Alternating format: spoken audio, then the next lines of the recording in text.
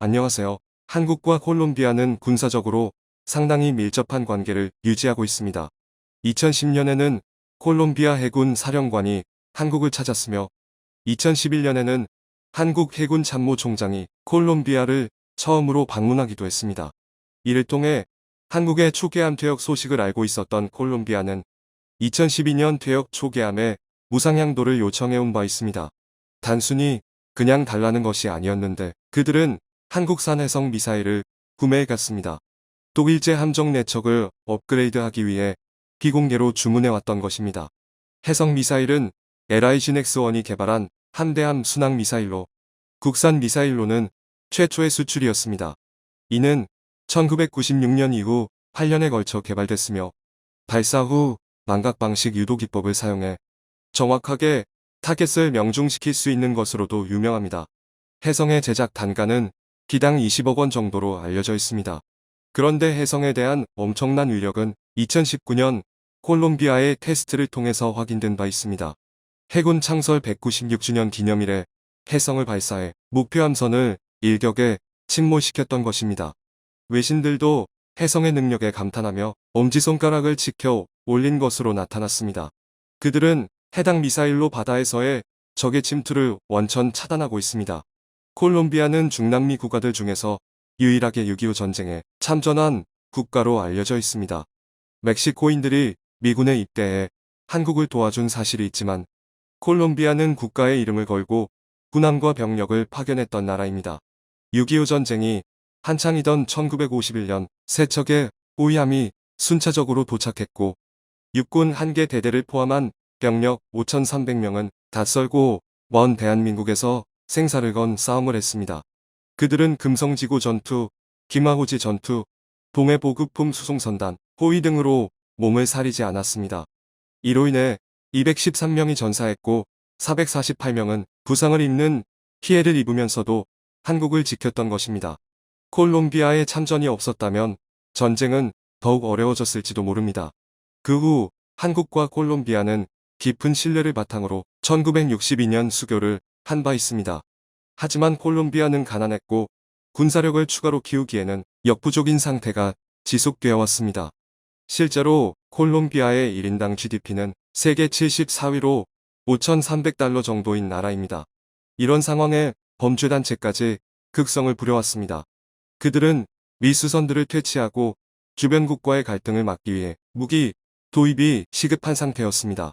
그러던 와중에 그들은 한국산 초계함을 요청해왔고 한국은 과거 참전에 대한 고마움을 잊지 않으며 기쁘게 화답했습니다. 퇴역 초계함이 지속적으로 발생하고 있어 가능했던 일입니다. 한국 해군은 1980년대 초부터 6차 사업에 걸쳐 초계함 28척을 건조해왔습니다. 1차 사업으로 탄생한 동해금 4척과 이후 포항급 24척을 건조해 활용한 바 있습니다. 이는 2009년부터 순차적으로 전역 또는 퇴역하며 우호국에 제공할 수 있게 된 것입니다.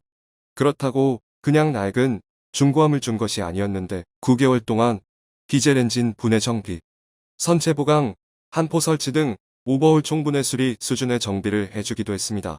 콜롬비아 해군 70여 명도 한국에 도착해 함정 운용 및 정비 교육을 받아갔습니다. 그렇게 한국 안양함은 나리뉴함으로 명명돼 2014년 콜롬비아로 출발했던 상황입니다. 나리뉴는 자국의 독립운동가이자 혁명가로 부통령을 지낸 인물의 이름을 딴 명칭입니다.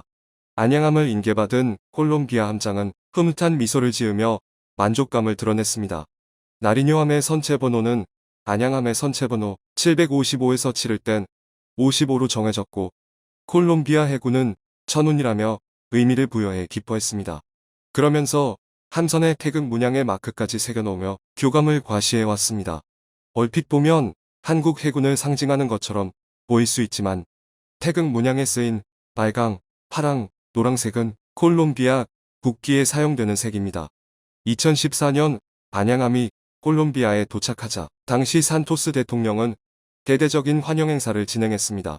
직접 올라타 내부를 둘러본 뒤 최첨단 기술로 재정비를 해준 한국의 깊은 사의를 표명했고 20년간 태평양 주민들의 안전을 책임지게 될 것이라는 언급을 하기도 했습니다. 그리고 2년 후 그는 내전 종식의 공을 인정받아 노벨 평화상을 받은 인물이 됐죠. 콜롬비아는 한국이 줄 초계함을 마약 등의 밀수를 차단하기 위한 고속정으로도 활용하고 있습니다.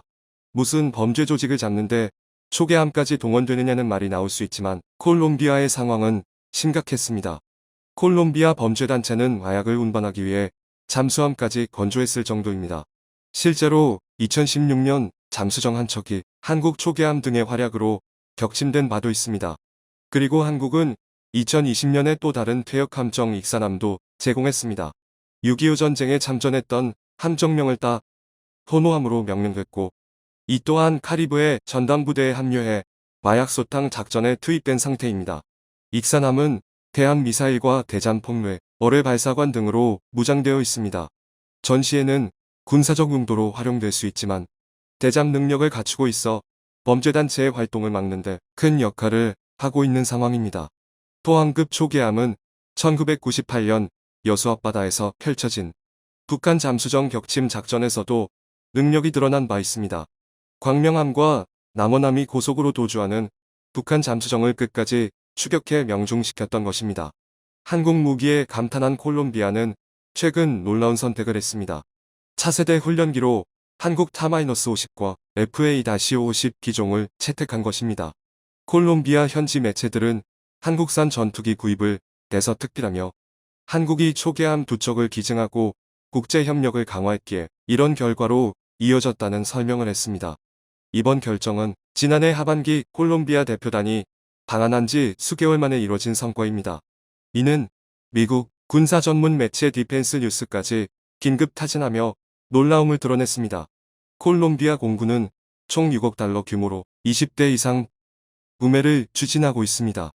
미국제 드래곤플라이 상발기가 작년 6월 퇴역하면서 대체기를 찾고 있는 것입니다. 콜롬비아 공군은 주력 전투기였던 이스라엘 제크피를 또한 노후화돼 한국 전투기가 이에 대한 공백도 일정 부분 메워줄 것으로 기대하고 있습니다.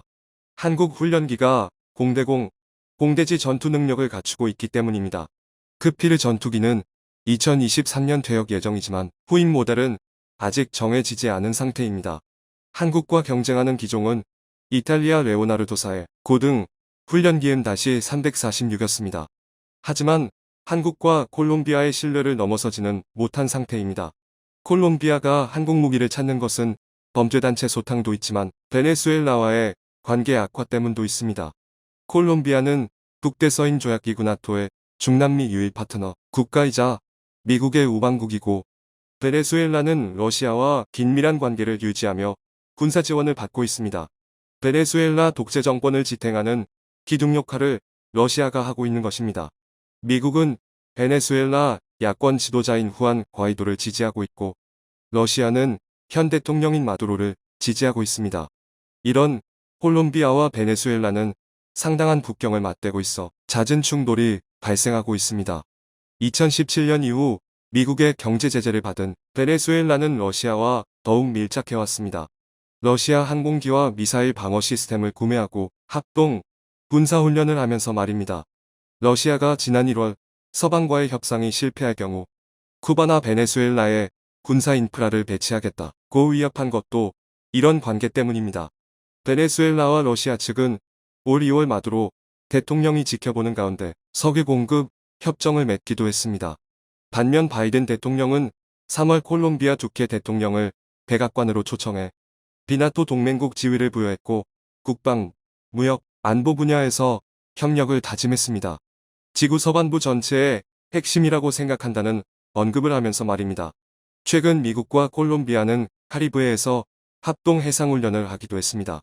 러시아가 중남미 국가와 협력하는 것을 콜롬비아를 통해 막고 있는 상황입니다.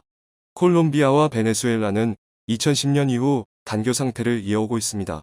베네수엘라 주민들은 극심한 경제난과 정치 사회 혼란을 피해 이민을 택하고 있습니다.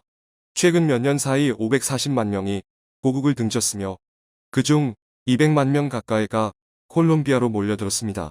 베네수엘라 인구가 3천만 명 정도임을 감안하면 엄청난 시민들이 탈출을 한 것입니다. 콜롬비아 정부는 난민을 수용해 이들에게 따뜻한 혜택을 제공하고 있습니다. 하지만 일촉즉발의 상황이 없어진 것은 아닙니다. 두 나라의 군사력이 대등해 언제라도 상황은 악화될 수 있습니다. 글로벌 파이어 파워에 따르면 콜롬비아와 베네수엘라의 군사력 순위는 각각 44위와 45위입니다. 콜롬비아는 17대의 전투기를 보유하고 있어 44대를 보유한 베네수엘라에 비해 공군력에서 열세를 나타내고 있습니다. 게다가 육군 능력에서는 탱크 등이 전무해 수백 대를 보유한 베네수엘라에 뒤처져 있는 상태입니다. 그나마 콜롬비아의 한 해 국방 예산이 81억 달러이고 베네수엘라는 19억 달러 정도라 향후 격차는 크게 좁혀질 수 있습니다.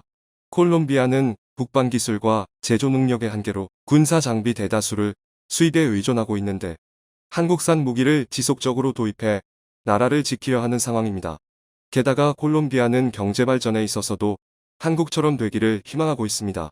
콜롬비아 대사는 한국과의 혈맹이 경제 발전으로 승화돼 남미에 한국이 되고 싶다는 언급을 하기도 했습니다.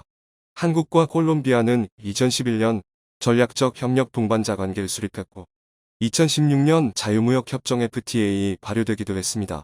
그리고 콜롬비아 두께 대통령은 작년에 한국을 찾아 수교 60주년을 함께 축하했으며 서울시는 그에게 명예시민증을 수여하며 화답했습니다. 어려울 때 서로 돕는 진정한 신뢰. 앞으로도 지속 발전시켜 나가길 바랍니다. 청중의 일부 의견. 콜롬비아가 현재로선 경제 사정이 넉넉지 못해 가격이 너무 올라버린 F-16 도입이 어렵지만 FA-50을 운용할 경우 나중에 경제 상황이 나아지면 F-16 같은 전투기로 기종 전환하기도 용이하겠죠. 동서고금을 통하여 부국강병이 최고의 통치의 목표가 되어야 합니다. 우크라이나 말고 내전 중인 에티오피아, 콜롬비아 같은 나라나 돕자. 6.25 때 북한 지원하고 중국과 북한의 핵기술, 미사일 기술, 로켓 기술 준 우크라이나, 독도를 타케시마라고 부르는 나라는 하나 도움도 안 된다. 근데 한국 무기 러시아산이 많은데 그리고 러시아만 3개의 독도, 동해인정, 우크라이나, 일본이랑 같이 쓰면 차라리 딴 나라처럼 쓰지 말지. 시청해주셔서 감사합니다.